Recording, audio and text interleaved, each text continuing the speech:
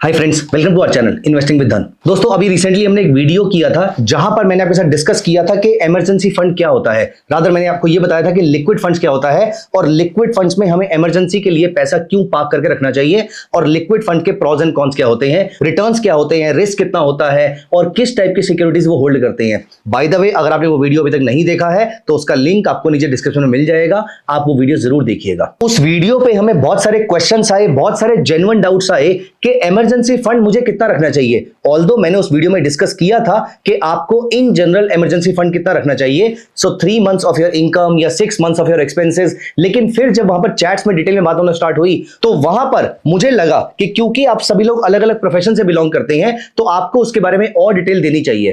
तो दोस्तों, आपके क्वेश्चंस बहुत ही जेन्युइन थे। Thank you so much for all those questions. और आज मैं आपको उसी की कंटिन्यूएशन में ये आंसर लेकर आया हूं कि अगर आप किस टाइप के प्रोफेशन में हैं तो आपके लिए कितना इमरजेंसी फंड रिक्वायर्ड होगा।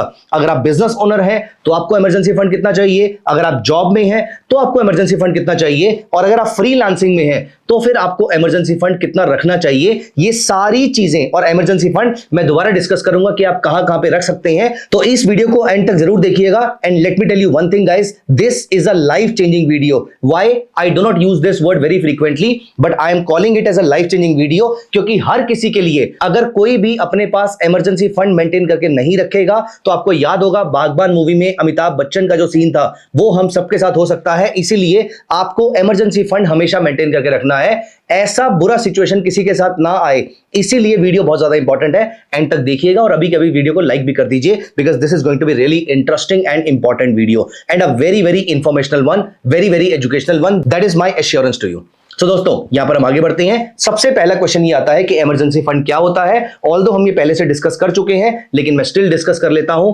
इमरजेंसी फंड एक ऐसा फंड होता है जो आप अपने सेविंग्स अकाउंट से निकाल के अलग रख देते हैं। ना तो इससे कोई ज्यादा रिटर्न की एक्सपेक्टेशन होती है, ना इसमें कोई वोलेटिलिटी होनी चाहिए, ये पैसा इक्विटी मार्केट में नहीं होना चाहिए, और सबसे इंपॉर्टेंट चीज, ये पैसा इमीडिएटली निकाला जा सके, विड्रॉ किया जा सके। कोई ऐसा पैसा जो चंद घंटों से मैक्सिमम 1 दिन के अंदर निकाला जा सके इन केस ऑफ इमरजेंसी। ये इमरजेंसी कैसी कैसी हो सकती है? ये एजुकेशनल इमरजेंसी हो सकती है, ये कोई लाइफ थ्रेटनिंग इमरजेंसी हो सकती है, ये जॉब रिलेटेड इमरजेंसी हो सकती है, ये आपकी एजुकेशन को लेकर या कोई और लाइफ की प्रॉब्लम्स को लेकर इमरजेंसी हो सकती है। तो ये सारी इमरजेंसी सिचुएशन को टैकल करने के लिए आपको चाहिए इमरजेंसी फंड।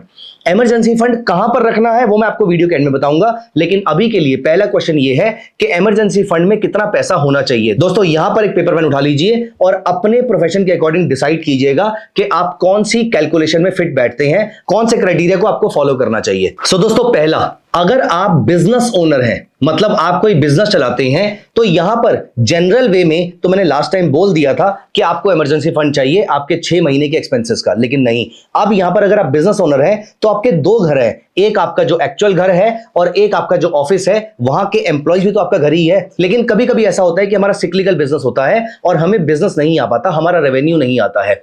ऐसे केस में इमरजेंसी आन पड़ी है, या फिर हमारा क्लाइंट हमें पेमेंट नहीं दे रहा जबकि वेंडर की पेमेंट ड्यू हो गई है। एंड फॉर दैट मैटर कभी कभी रेगुलेटरी कंसर्न्स आ जाते हैं, कुछ और प्रॉब्लम आ जाती है कि बिजनेस का revenue all of a sudden down हो जाता है। सो दोस्तों, यहां पर आपको 2 चीजों का ध्यान रखना होता है, एक होते हैं पर्सनल एक्सपेंसेस, एक होते हैं बिजनेस एक्सपेंसेस। दोस्तों, 6 महीने के पर्सनल एक्सपेंसेस आपको साइड पे रखने हैं और बिजनेस एक्सपेंसेस में कम से कम 3 महीने के बिजनेस एक्सपेंसेस आपको साइड पे रखने हैं। तो मान लेते हैं कि आपके personal expenses are let us say 50,000 rupees a month.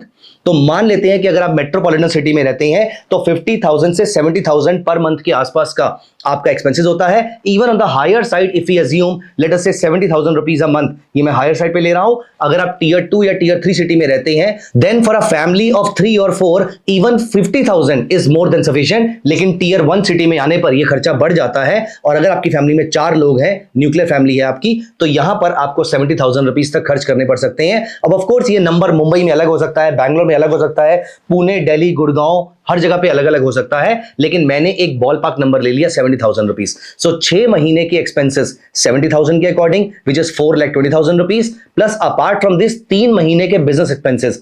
मान लेते हैं कि आपके business expenses are 2.5 lakh rupees per month. तो 3 महीने के हो गए 7.5 लाख रुपीस पर मंथ। तो 7.5 लाख रुपीस ये हो गए, 4.2 लाख रुपीस वो हो गए, तो 11.7 लाख रुपीस के आसपास ब्रॉडली पकड़ के चलें तो 12 लाख रुपए के आसपास आपको इमरजेंसी फंड मेंटेन करना चाहिए। ऑफ कोर्स अब ये नंबर्स जो हैं वो डिपेंड करेंगे आपके बिजनेस के ऊपर, आपकी वर्किंग कैपिटल के ऊपर, आपके पर्सनल एक्सपेंसेस के ऊपर। कुछ लोगों का लाइफस्टाइल थोड़ा लैविश होता है और कुछ लोगों का बहुत ही मीगर सा होता है, तो ये सबकी अपनी अपनी रिक्वायरमेंट हो सकती है। लेकिन मैंने एक बॉल पार्क नंबर लिया है, इसकी आप कैलकुलेशन कैसे करेंगे? पिछले 1 साल के एवरेज एक्सपेंसेस निकाल लीजिए। जो भी आपने पिछले 1 साल में एवरेज एक्सपेंस किया है वो निकाल लीजिए। इसमें से जब आप एक्सपेंसेस निकालेंगे तो आप ये नोटिस करेंगे कि आप कुछ एक्सपेंसेस को इग्नोर कर देंगे कि ये तो इस महीने में 1 लाख रुपए का एक्सपेंस हो गया था क्योंकि मैंने यहां पर ट्रैवल किया था, और क्योंकि ये वाले इस मंथ में मेरी इंश्योरेंस रिन्यू हो रही थी तो इसलिए इस वाले महीने में एक एक्स्ट्रा एक्सपेंस हो गया था, इसको मैं इग्नोर कर सकता हूं। कुछ भी इग्नोर नहीं करना है। जो एक्सपेंसेस आपके पिछले 1 साल में हुए हैं यही एवरेज एक्सपेंस को आप आगे जाके एक्स्ट्रापोलेट करने वाले हैं। इसी को प्रोजेक्ट कीजिए, यही एक्सपेंसेस आपके कंटिन्यू रहने वाले हैं, क्योंकि विद टाइम आपका लाइफस्टाइल इंप्रूव भी होगा तो खर्चे ज्यादा होंगे। And at the same time हम क्योंकि इन्फ्लेशन कंसीडर नहीं कर रहे हैं यहां पर, इसीलिए हम मान के चलेंगे कि जो एक्सपेंसेस हम अपने अच्छे वक्त में कर रहे थे, बुरे वक्त में हम एक्सपेंसेस कम कर देंगे लेकिन इन्फ्लेशन बढ़ जाएगी। तो इसीलिए आप उसी एक्सपेंस को यहां पर लेकर चलिएगा। और बिजनेस एक्सपेंसेस भी आप इसको ऐसे ही लेकर चलिएगा, यहां पर भी हम कोई चेंजेस नहीं करेंगे। तो पिछले 1 साल के एक्सपेंसेस निकालिए, अगले 6 महीने और अगले 3 महीने पर्सनल और बिजनेस रिस्पेक्टिवली आप इसको एक्स्ट्रापोलेट कर लीजिए, ये आपके हो जाएंगे। अगर आप बिजनेस ओनर है तो ये आपको चाहिए इमरजेंसी फंड। अब दोस्तों अगर आप फ्रीलांसर हैं, क्योंकि आज की डेट में कंटेंट क्रिएटर्स की economy, gig economy, freelance trainers की इकोनॉमी और या फिर फ्रीलांस वर्कर्स की इकोनॉमी, चाहे वो आईटी सेक्टर के अंदर हो, चाहे वो एआई सेक्टर के अंदर हो, किसी भी सेक्टर के अंदर हो, मैन्युफैक्चरिंग के अंदर भी आज बहुत सारे ऐसे फ्रीलांसर्स आ रहे हैं जो उनको माल सप्लाई करते हैं, प्रोडक्ट सप्लाई करते हैं। तो यहां पर जो अपने बिजनेस के साथ साथ, जॉब के साथ साथ कुछ और काम भी कर रहे हैं। खैर एनीवेज, आप किसी भी फॉर्म में अगर फ्रीलांसिंग कर रहे हैं तो सबसे बड़ी प्रॉब्लम फ्रीलांसिंग में होती है 2। पहला, ड्राई पीरियड्स जो हमारे होते हैं। ड्राई पीरियड्स का मतलब होता है जैसे पिछले 3 महीने के अंदर प्रोजेक्ट्स बहुत अच्छे थे लेकिन अगले 2 महीने हाइपोथेटिकली मान लेते हैं कि एक टीचर है या फिर एक ट्रेनर है, वो कॉलेजेस में लेक्चर्स देते हैं। अब यहां पर 3 महीने तो आपने बहुत अच्छा पैसा कमाया था क्योंकि यहां पर कॉलेज के कोर्सेज कंप्लीट हो रहे थे तो आपके पास वर्कलोड बहुत ज्यादा था। लेकिन जैसे ही कोर्सेज कंप्लीट हो गए, अब कैंडिडेट्स के एग्जाम्स चल रहे हैं और उसके बाद नया सेमेस्टर स्टार्ट होगा, और हो सकता है नया सेमेस्टर स्टार्ट होने पे आपके सब्जेक्ट की रिक्वायरमेंट थोड़े टाइम के बाद आती हो। तो यहां पर अगले 3 महीने आपका ड्राई रन चल रहा है। इस ड्राई पीरियड के अंदर आपके पास काम बहुत ही कम रहेगा। मे बी आप किसी और काम पे फोकस कर सकते हैं, कोई लर्निंग स्किल एक्वायर कर सकते हैं, दैट्स अ डिफरेंट थिंग। लेकिन यहां पर, अच्छा by the way, even though that's a different thing, that would require certain expenses also, लेकिन अभी मैं उस एक्सपेंस को यहां पर कवर अप नहीं कर रहा। और कभी कभी आपके क्लाइंट की तरफ से भी पैसे की डिले हो जाती है जिसमें आप क्लाइंट को कुछ नहीं बोल सकते हैं क्योंकि वो आपका क्लाइंट है। इसीलिए दोस्तों यहां पर ये ड्राई पीरियड फ्रीलांसर की लाइफ में बहुत ही कॉमन है। तो मान के चलिए कि 50,000 रुपीज पर मंथ का आपका, लेट अस से आप किसी छोटी जगह पे रेंटेड अपार्टमेंट में पढ़ाते हैं या फिर आप साथ में कोई और रिसोर्सेज यूज करते हैं, कुछ सब्सक्रिप्शंस यूज करते हैं, तो इन सारी चीजों को मिला के मान लेते हैं कि आपका 50,000 रुपीज का पर मंथ का एक्सपेंस है। तो यहां पर दोस्तों आपको थोड़ा सा टाइट होना पड़ेगा, इन द सेंस कि यहां पर ये पर्सनल एक्सपेंस की बात नहीं कर रहे, फ्रीलांसर की बात कर रहे हैं। तो हम 6 महीने के नहीं, कम से कम 9 से 10 महीने के आसपास, ब्रॉडली मैं उसको 3/4 ऑफ द ईयर मान के चलता हूं, तो 9 मंथ्स तक का 50,000 rupees multiply by 9 months, 4.5 lakh रुपए आपको अपने लिए निकाल के साइड पे रख देने चाहिए। ये 4.5 लाख रुपए आपकी रिक्वायरमेंट रहेगी at any point in time. अगर आपके पास कोई प्रोजेक्ट नहीं आता है या फिर क्लाइंट की तरफ से पेमेंट को लेकर डिले होता है तो इमरजेंसी फंड में, और या फिर किसी कारण की वजह से आपका फ्रीलांस बिजनेस ही खत्म हो जाता है, तो इस वजह से आपको ये पैसा चाहिए होगा। तो 4.5 लाख रुपीज 50,000 इंटू 9 मंथ्स, ये आपको मेंटेन करके रखना है। एंड दोस्तों last but not the least, जिसके बारे में मैं पहले भी बात कर चुका हूं, these are full time employees. इन्हीं के बारे में मैंने पिछली वाली वीडियो में बात करी थी, मैंने इन्हीं को अपना बेस केस माना था। तो फुल टाइम एम्प्लॉइज जो हैं उनको अपनी 3 महीने की सैलरी या 6 महीने का एक्सपेंस, और अगेन एक्सपेंस में 50-70,000 जो हमने पहले केस में लिया था, 70,000 इंटू 6 महीने इज अप्रोक्सीमेटली 4.2 लाख रुपीज, ये उनको अपने लिए मेंटेन करके रखना चाहिए। सो दोस्तों ये हैं वो 3 टाइप के लोग और कितना इनको इमरजेंसी फंड चाहिए। तो आप मुझे बताइए कि आप इनमें से कौन सी कैटेगरी को बिलोंग करते हैं। Are you a full time employee, are you a freelancer, are you a business owner, या फिर आप किसी और कैटेगरी में भी लाई करते हैं तो बताइएगा मुझे, मैं डेफिनेटली उसके लिए भी आपको एक फॉर्मूला देने की कोशिश करूंगा। तो दोस्तों एक बार आपने ये सोच लिया कि मेरा इमरजेंसी फंड का वैल्यू ये है और मुझे इतने पीरियड में इसको इकट्ठा करना है, दैट्स फाइन। ये आपके माइंड में टारगेट आ गया, पैसे को इकट्ठा करना शुरू कीजिए। अब क्वेश्चन ये है कि पैसे को रखना कहां पे है। रूल नंबर 1, इस पैसे को सेविंग्स अकाउंट में नहीं रखना, क्योंकि सेविंग्स अकाउंट कम होता है, स्पेंडिंग अकाउंट ज्यादा होता है। यहां से पैसा खर्च हो जाएगा, यहां से पैसा स्पेंड हो जाएगा। तो फिर आपको क्या करना है, इस पैसे को आपको इक्विटी मार्केट में भी सर्टेनली नहीं रखना है, क्योंकि इक्विटी मार्केट्स वॉलेटाइल होती है। कहीं ऐसा ना हो कि आपने 6 महीने के एक्सपेंसेस रखे थे और इक्विटी मार्केट की वॉलेटिलिटी की वजह से वो सिर्फ 3 महीने के एक्सपेंसेस रह गए हैं और यहां पर हम उसको बेच भी नहीं पाएंगे, क्योंकि शायद हमारे बिहेवियरल बाइसेस बीच में आ जाएंगे। तो दोस्तों हमें करना क्या है, इस पैसे को हमें रखना है मनी मार्केट म्यूचुअल फंड्स में, लिक्विड फंड्स में। आइए मैं आपको धन के प्लेटफॉर्म पे दिखाता हूं। तो यहां पर मैंने सिंपल टाइप किया धन म्यूचुअल फंड्स, कुछ नहीं टाइप करना, आपको सिर्फ गूगल पे जाके धन म्यूचुअल फंड्स टाइप करना है और यहां पर मेरे सामने पहला लिंक जो खुलेगा मैं उसको ओपन कर लेता हूं। अब यहां पर देखिए, हम यहां पर चलेंगे डेट फंड्स में। डेट फंड्स में आपको मिलेंगे लिक्विड फंड्स, हम चलेंगे लिक्विड फंड्स में। और लिक्विड फंड में अगेन यहां पर कोई ज्यादा दिमाग नहीं लगाना है, जिसकी एक्सपेंस रेशियो सबसे कम है और जिसके रिटर्न्स डिसेंट है, आप वहां पर पैसा लगा सकते हैं। यहां पर आपको एक्सपेंस रेशियो देखने को मिल जाएगी।